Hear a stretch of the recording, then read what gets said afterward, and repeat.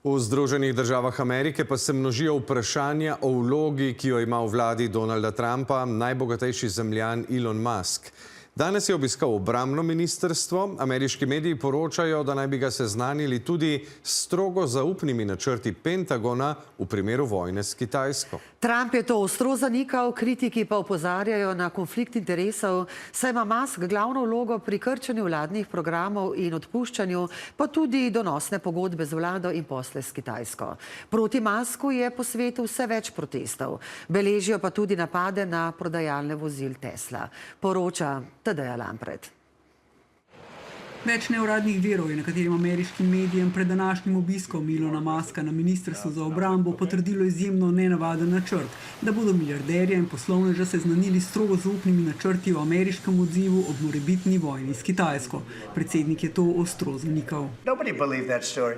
People that when I first called, they laughed when they heard the story. Nobody believed it. That the Pentagon was giving him a briefing on what war with China would look like. I don't want other people seeing, anybody seeing potential war with China. Sestanek o vojnih načrtih ne bi odpovedali šele po javnih objavah, poroča New York Times. Musk, ki ima milijardne pogodbe z vlado, politično moč in posle na Kitajskem, je sicer bil v Pentagonu uradno le zato, da bi se pogovarjal o izboljšavah in varčevanju.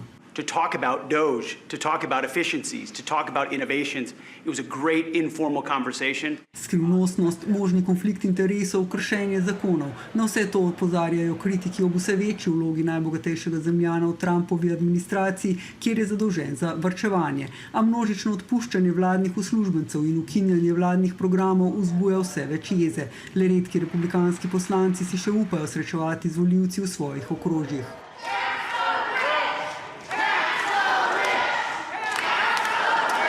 Yes, I was prepared for this.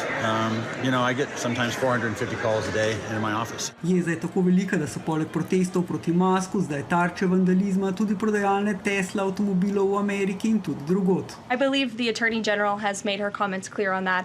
She is investigating these events as acts of domestic terrorism, and we fully condemn them. And as I said earlier to Jackie's question, we think it's despicable. Ob izginjanju različnih vladnih programov je Trump včeraj podpisal tudi izvršni ukaz o ukinitvi ministrstva za izobraževanje. We're going to shut it down as quickly as possible. It's doing us no good. We want to return our students to the states. Demokrati opozarjajo, da bodo posledice čutili predvsem revnejši učenci in tisti s posebnimi potrebami.